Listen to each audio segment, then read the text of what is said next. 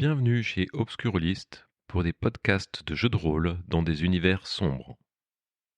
Précédemment dans Fréquence Fatale, une âme éplorée est venue demander de l'aide à Vivienne Sinclair pour qu'elle enquête sur la disparition de son mari, George Preston, lui-même accusé d'un meurtre. Nous reprenons alors que Vivienne Sinclair part interroger Charlie, la meilleure amie du disparu. Bonne écoute de Fréquence Fatale, épisode 2. Tu t'es aperçu que c'était clairement une première approche de séduction qu'elle te faisait. Tu sais que tu es là pour autre chose que pour batifoler, donc quand tu réagis. Je comprends son clin d'œil.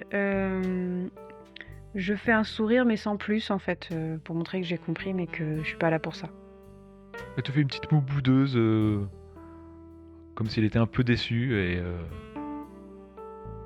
elle regarde 2 secondes ses pieds, puis elle se redresse et, un peu fière, elle va passer outre son échec. Vous voulez me voir, Oui, mademoiselle? Oui, Charlie. Je suis Viviane Sinclair. Je suis journaliste. C'est Kane Sadi qui m'envoie, la fiancée de George Preston. Le patron m'a dit que vous connaissiez bien George. Et George a disparu depuis plusieurs jours et je souhaiterais savoir pourquoi. Est-ce que... dites-moi ce que vous savez sur lui, sur sa machine. Je comprends, elle paraît inquiète. Hein. Oui, Georges m'avait demandé de rester plus tard le jeudi 11, mais moi j'avais des choses à faire. Je lui dis que je pensais pouvoir en parler le vendredi au matin, et il avait ce regard, le même qu'il avait quand il avait entendu les premières voix dans son récepteur à cristal, et il était... Je lui dis calmez-vous. Je lui dis même écoutez, là il y a peut-être un peu trop de bruit dans l'atelier. Il y a un endroit calme où est-ce qu'on pourrait discuter, prenez une pause. Elle te ressourit un tout petit peu.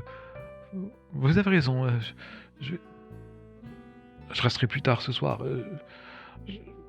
Ne bougez pas. Et puis elle va rapidement voir son patron pour lui expliquer, et puis elle t'emmène dans un petit parc à côté, pas loin. C'est que... Georges, je connais depuis que je suis petite, et c'est un peu grâce à lui que je me suis fait embaucher, donc... J'avais fait en secret toutes les réparations de Georges une semaine, aussi bien que n'importe quel autre gars. Hein. Mais... moi j'ai... Vous répéterez pas à Monsieur Fuller, hein. Bon, j'aime pas trop, mais il est pas, c'est pas un mauvais bougre, hein. Il nous a pas fait l'excuse du crack boursier pour nous payer moins ou des choses comme ça, hein, mais voilà, tout ce que je sais, c'est que jeudi, moi, je suis parti, et je pense que c'est Monsieur Fuller qui a sans doute fermé le dernier la porte, qui a dû laisser Georges dans l'atelier comme d'habitude, et parce qu'il avait l'habitude de fermer tard. Sans doute il est parti vers minuit, peut-être. Monsieur Fuller aurait sûrement parlé s'il avait vu quoi que ce soit, et je m'en veux de pas être venu. Moi aussi j'ai les clés, hein, je peux... Parfois je fais juste un petit détour pour m'assurer que Georges est bien rentré chez lui, qu'il est allé dormir, parce que je l'aime bien, Georges, quoi, et il est pas revenu. Je suis contente que vous vous occupiez de l'affaire. Et parlez-moi de cette machine. Elle peut recevoir des ondes radio, c'est ça? Oui, je crois que... En fait, peut-être qu'il était déçu, qu'elle marchait pas comme il voulait, qu'il a craqué. Il s'investissait beaucoup là-dedans, et il n'y a pas un mental à toute épreuve, hein. Genre, c'est un gars sensible, hein. C'est pas une grosse brute. Elle est là encore, la machine? Ah non, je crois qu'il l'a ramené tout le temps chez lui. Donc là, c'était quoi l'intérêt? Je sais pas, il voulait créer un truc, il avait l'air de dire qu'elle serait extraordinaire. Vous n'êtes pas la première à poser des questions sur Georges. Mais C'est-à-dire, qu'est-ce qui a posé des questions? une jeune, une petite maladroite, pas plus de 19 ans. Elle était là samedi, elle cherchait Georges et je l'avais vu parler avec elle dehors une fois, mais elle s'est énervée, elle a demandé à voir sa machine miracle et puis comme la machine on l'a pas, elle a accusé tout le monde de l'avoir volée. Monsieur Fuller l'a amenée dans son bureau pour la calmer un petit peu. Elle était comme une furie. Et Georges vous a jamais expliqué quel était son objectif en construisant cette machine? Non, il est toujours très secret quand il travaille sur ses projets, Georges. C'est un taiseux. Donc, au niveau de sa personnalité, vous diriez que c'est quelqu'un de plutôt timide, introverti? Ah, il est plutôt émotif, hein, ouais. Et donc, il parlait pas souvent de lui, de ses recherches? Non, il voulait même pas en parler à Sadie, je crois. Donc, Et le nom de temple de Nephthys, Isis Néphérie, ça vous dit rien tout ça? bah non. Et Myrom Fink non plus? Bah j'ai cru. C'est pas la personne qui est morte là où habitait Georges. Si, c'est ça, mais je voulais savoir si d'une manière ou d'une autre vous en avez entendu parler avant sa mort. Non, mais Georges en plus il traînait pas souvent chez lui, hein. Il était là le matin au début de la journée, prenait sa journée de travail et puis il restait jusqu'à, je vous dis, peut-être minuit. Des fois, il passait la nuit. Et donc, moi, c'est pour ça, des fois, j'aurais dû passer cette nuit-là parce que des fois, je m'assurais qu'il rentrait bien chez lui pour dormir. Ne vous en voulez pas, vous n'aurez rien pu faire. Tu vois que les questions sur. Tu vois qu'en fait, elle veut pas parler trop de ce qu'elle a fait, elle, cette nuit-là. Je lui ai dit, bah, vous étiez sans doute occupé. Des fois, j'ai besoin de faire un peu d'argent, alors je travaille pour d'autres clients. Est-ce que ces clients... Alors, en fait, j'ai pas envie de l'emmerder avec son truc illégal, je suis pas là pour ça. Je comprends que c'est pas facile de s'en sortir après la Grande Dépression, donc je vais pas creuser là-dedans, mais je lui demande est-ce que vous pensez que votre client peut avoir un rapport quelconque avec ce qui est arrivé à Georges? Non, c'était des pauvres gens, je leur donne juste l'électricité. D'accord. Et en fait, elle te regarde avec des yeux, elle fond en fait, parce qu'elle voit que t'es bienveillante avec elle, et empathique et douce, et voilà, elle est vraiment... tu sais qu'elle te raconte pas de crack du tout, quoi. Ouais. Ça me touche, c'est voilà, cette situation-là de personnes qui essayent de se démerder comme ils peuvent avec ce qu'ils ont. Mais je pense qu'elle m'a tout dit. Et je lui dis, bah, écoutez, je vous remercie. Je vous donne ma carte. Si quoi que ce soit vous revient, que vous pensez qu'il pourrait être utile, ou les choses qui arrivent ces prochains jours, que vous pensez qu'il pourrait avoir un rapport avec la disparition de Georges, sa machine, ou si cette fameuse jeune femme revenait, n'hésitez pas à me contacter ou de venir directement à l'agence. Alors elle prend ta carte avec un sourire, mais de reconnaissance plus qu'autre chose. En fait, elle la prend et elle la range dans ses affaires à l'intérieur de sa poche, pas au milieu de sa graisse et tout ça, de sa blouse. Et ben, faut que j'y retourne maintenant parce que j'ai du travail. Je comprends. Elle part et puis elle se retourne vers toi, elle te serre la main et merci. Et puis elle part. Je hoche la tête. Avant d'aller voir mon contact Stella, bah, je cherche un café dans lequel je peux m'asseoir pour lire tranquillement la lettre que j'ai subtilisée dans le bureau de Monsieur Fuller. Parce que je me souviens du voleur qui a essayé de me prendre mon sac à main, donc j'ai plus envie de m'asseoir dans un parc. Donc je suis à ce café, j'ouvre l'enveloppe et je déplie la lettre. Donc tu peux lire sur l'entête de la lettre « Institut psychique américain ». Tapé en majuscule à la machine à écrire. La date correspond au jour de la disparition de Preston. C'est adressé à un monsieur Carrington. Quand je lis cette lettre, je me dis que j'ai bien fait de la subtiliser parce que même si, je me suis dit que si je me faisais griller par Fuller, il me ramènerait menu militari à la porte d'entrée avec des noms d'oiseaux. Mais tout s'est bien passé et ça en valait le coup. Visiblement, ce George Preston est un garçon plus que... Comment dire? Il a l'air assez troublé. Il s'adresse à l'Institut psychique américain, à un certain monsieur Carrington. Et dans sa lettre, il indique croit au phénomène psychique et qu'il travaille sur une invention, qu'il a sa propre théorie et que visiblement il avait prévu une démonstration publique de son invention. L'objectif étant de voir l'invisible. Selon lui, il existe des phénomènes psychiques que la majorité des personnes ne peuvent voir et que cette machine permettrait de les voir. Et il parle également de son contact avec le temple de Nephthys. Il aurait même suivi des cérémonies psychiques et contacté la médium Madame Isis. Bon, voilà, il aimerait rencontrer ce monsieur Carrington. Voilà, donc ça me fait bien avancer dans mon enquête parce que je comprends mieux sur quel type de machine il travaillait.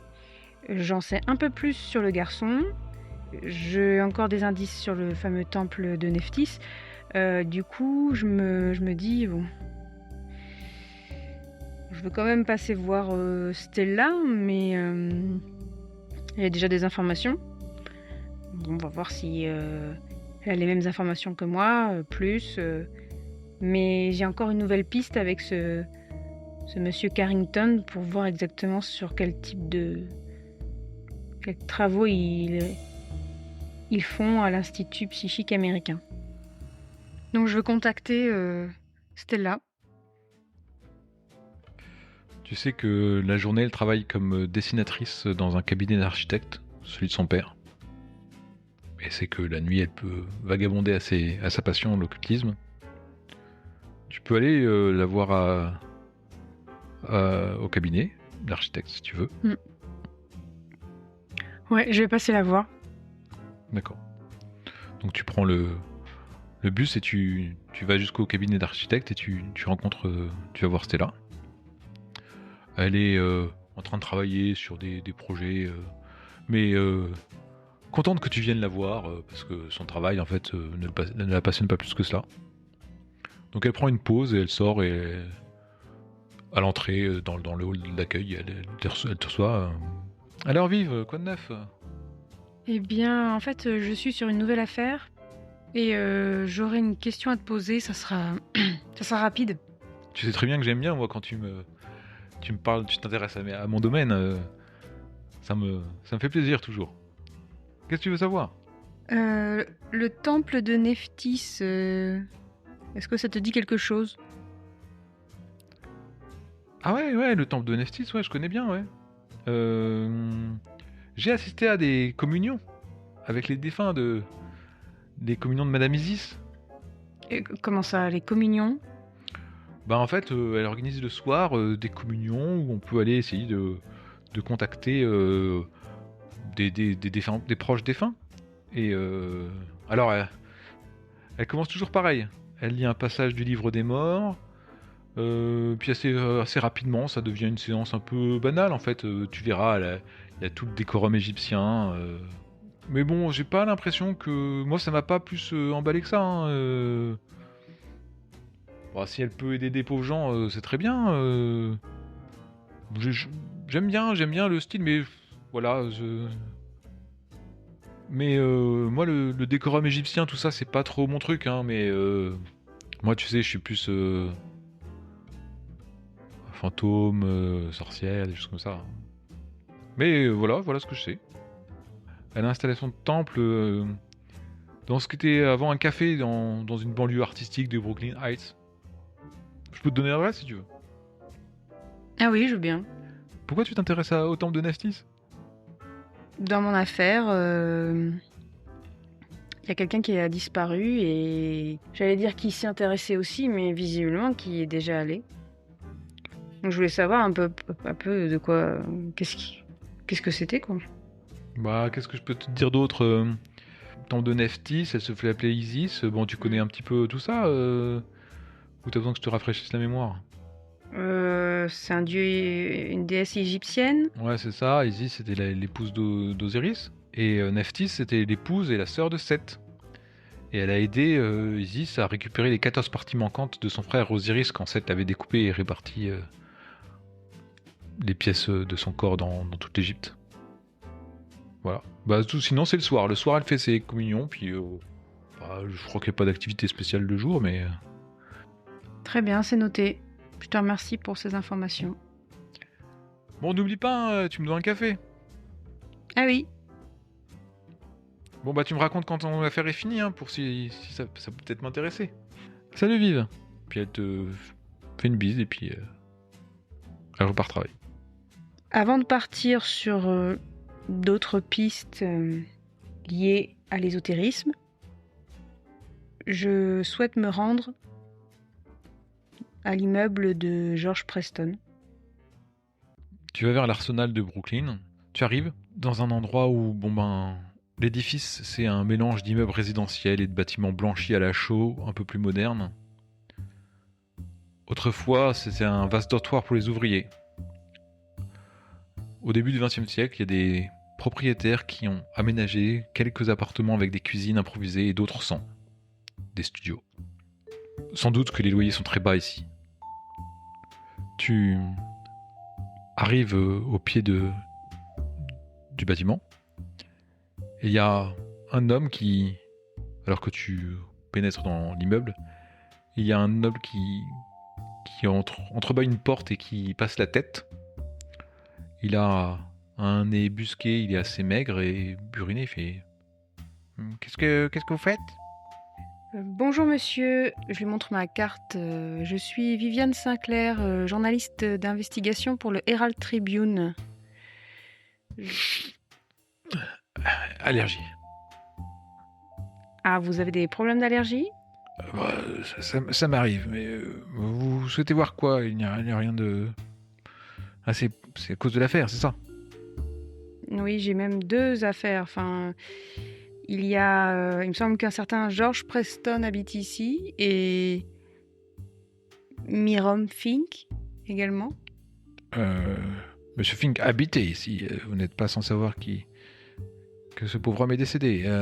Oui, on m'a parlé de tapage nocturne justement. Est-ce que vous en tant que concierge, vous avez dû être là pendant...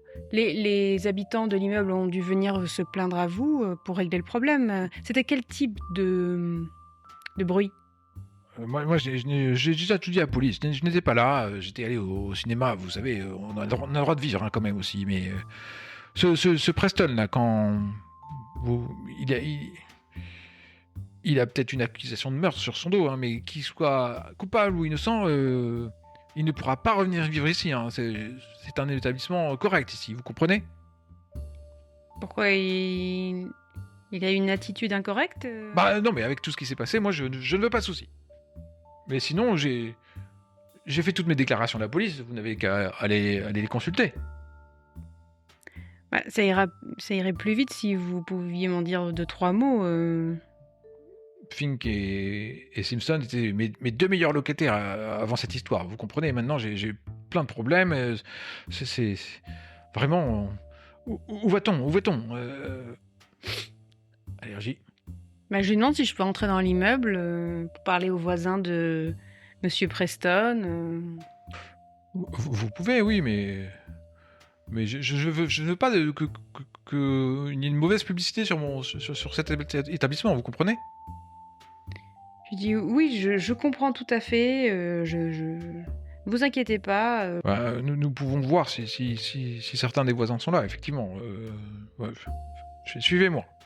Il monte jusqu'au 3e étage, en fait.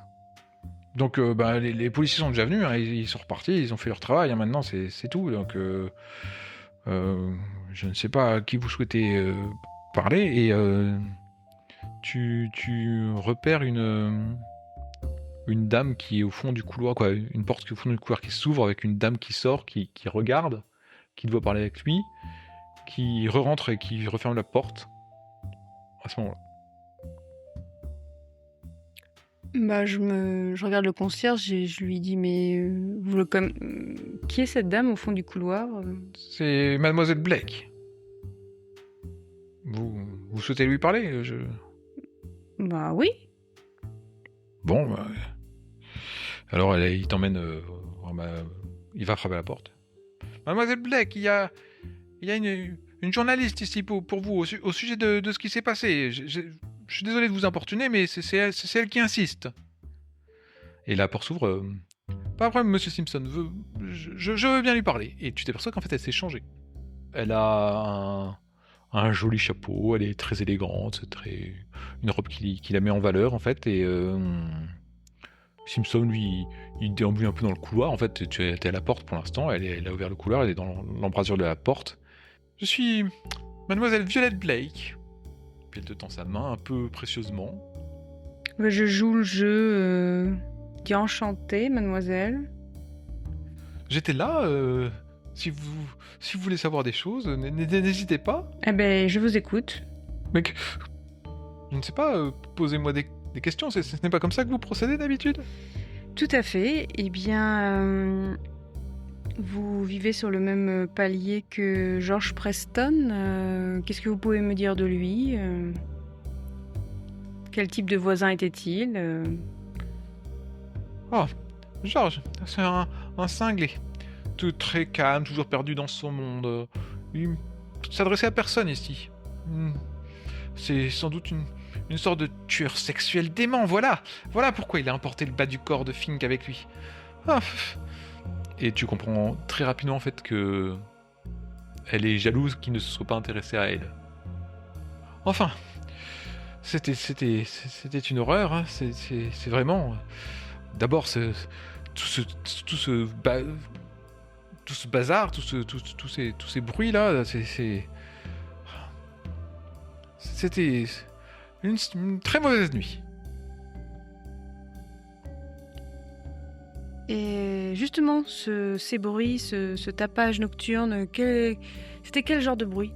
Au début, bon, on a cru que, comme d'habitude, c'était un blackout, la lumière a vacillé comme ça, et la dernière fois, il y avait une épicerie en bas qui avait branché toute une pièce réfrigérée, ça avait surchargé le réseau. Voilà. Mais bon, après, il y a eu des bruits, en même temps que les sauts d'électricité. Bon, j'ai pas remarqué... peut-être ils étaient avant, mais j'ai pas remarqué. Et puis d'un seul coup, il y a eu un hurlement. C'est Monsieur Fink. Voilà. Les lumières étaient normales, et ensuite... la police est venue, parce que quand même, on s'est plaint, hein, on a appelé, mais Monsieur Simpson n'était pas là.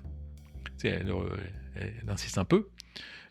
Et après, la police est venue, et on est allé voir, et elle a enfoncé la porte de Monsieur Fink, parce que Monsieur Fink répondait pas. Et bref, c'était une horreur. C'était une horreur, vraiment.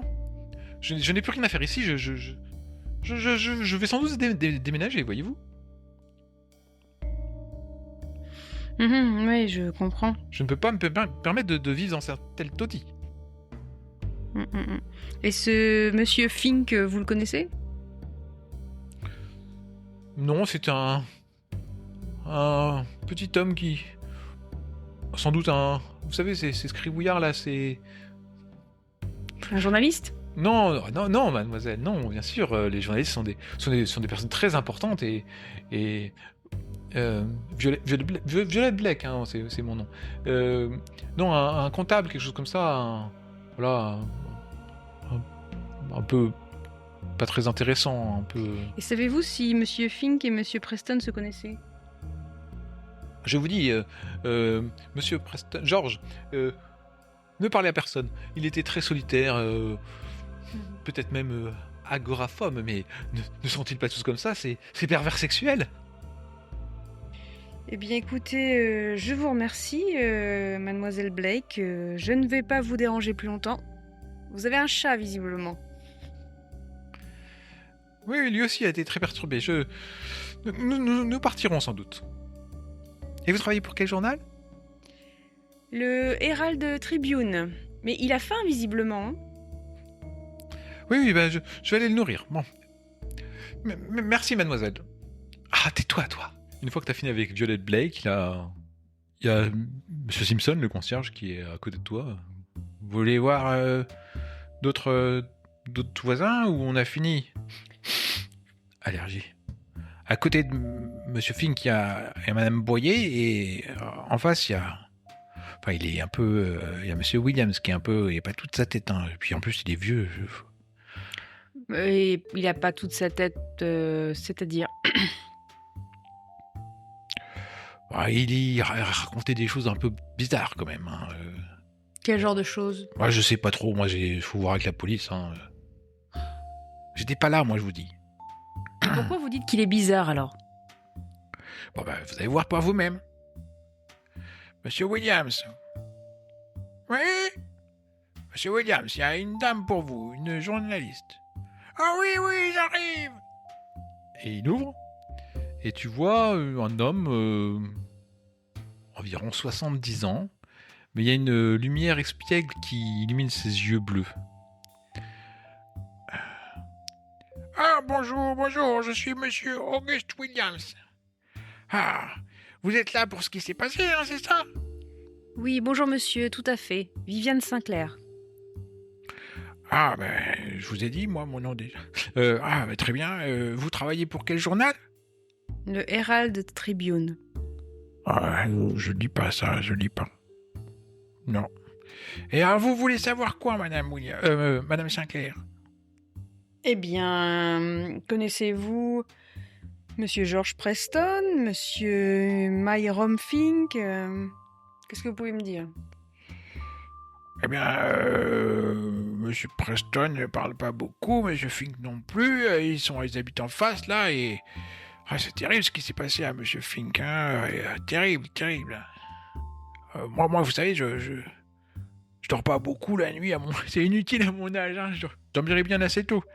Mais, nous avons... J'étais là, dans mon fauteuil, en train de lire mon journal, et il y a la lumière qui a tremblé, puis d'un coup on a eu des bruits et un hurlement, et j'ai entendu cet hurlement comme les autres, hein, Hurlement d'un homme? Oui, bah c'était Monsieur Fink, hein, sans doute, hein, et après je suis sorti pour aller chercher Monsieur Simpson et me plaindre avec l'électricité, et... Oh là là, tous ces gens qui inventent des trucs modernes sans se demander s'il y aura assez d'énergie pour les faire marcher, hein. On devrait faire une loi à ce sujet, hein. Mais, comme d'habitude, Simpson était introuvable, alors je suis revenu dans ma chambre et... Il regarde Simpson comme ça et... qui hausse les yeux aussi. Voilà, et puis après ils ont trouvé... Il regarde Simpson toujours... Et, le policier est arrivé et ils ont trouvé le corps de Monsieur Fink. Voilà. Donc vous ne connaissez pas personnellement ni Monsieur Preston ni Monsieur Fink? Non. Mais je sais que même s'il y en a qui disent que je raconte que des bêtises et que j'avais encore bu, et ce n'est pas vrai. Ah, Monsieur Simpson qui lève les mains au ciel et qui visiblement a assez soupé de ce personnage. Parce que moi, quand je suis revenu dans ma chambre, j'ai vu cette espèce de dirigeable volant là qui flottait doucement là comme ça dans mon studio. Alors j'ai fermé la porte comme ça, et il s'est passé à travers le mur. J'étais là, j'osais rien dire, puis après Fink a crié et puis c'est reparti, c'est parti. Un dirigeable, vous dites? Oui, une espèce de un peu comme une grosse bulle de savon, vous voyez, mais avec des griffes c'était dès qu'il a hurlé, ça a traversé le mur et vers Finké, ça a disparu. C'est venu. Elle est venue d'où, vous savez pas? Elle a traversé votre appartement vers l'appartement de Fink. Ouais, traverser les murs, moi j'étais comme ça. Arrêtez, monsieur. S'il vous plaît, monsieur Simpson, laissez monsieur Williams parler. Voilà, Intéresse. je vois bien. C'est tous ces spectacles qui font au cinéma maintenant, ces mauvaises blagues là. Après, on dit que c'est Georges. À mon avis, Georges, c'est quelqu'un qui travaille avec ces nouvelles machines là, et il a voulu faire une petite blague là, faire des trucs comme les cinémas là, et après il est parti parce que Fink est mort, alors je dois se sentir coupable, hein, le pauvre. J'imagine bien. Vous savez, cette nouvelle technologie là, c'est de mon temps, et une lampe à pétrole et une bougie, et c'était bien comme ça. Tout le monde dormait. On n'était pas embêtés. Très bien. Rien d'autre, monsieur Williams?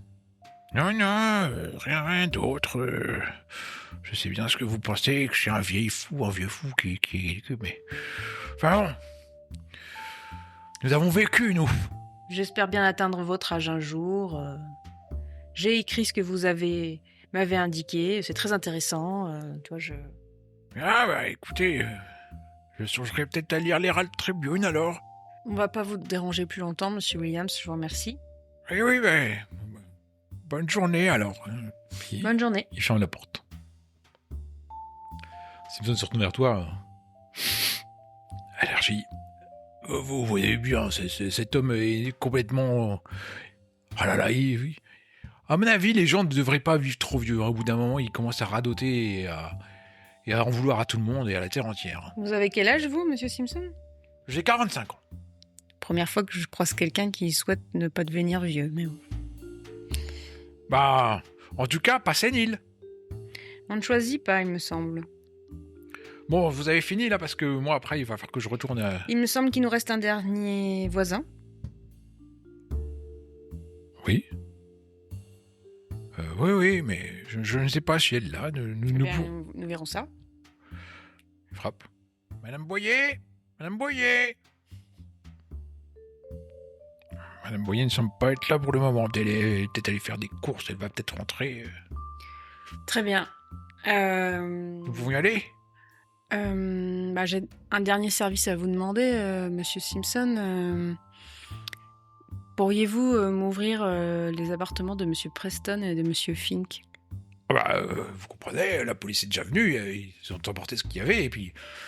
Oui, je comprends parfaitement, mais la différence entre la police et moi, c'est que moi, je peux écrire sur votre immeuble, sur votre quartier, en bien. Et ça va faciliter pour trouver de nouveaux locataires.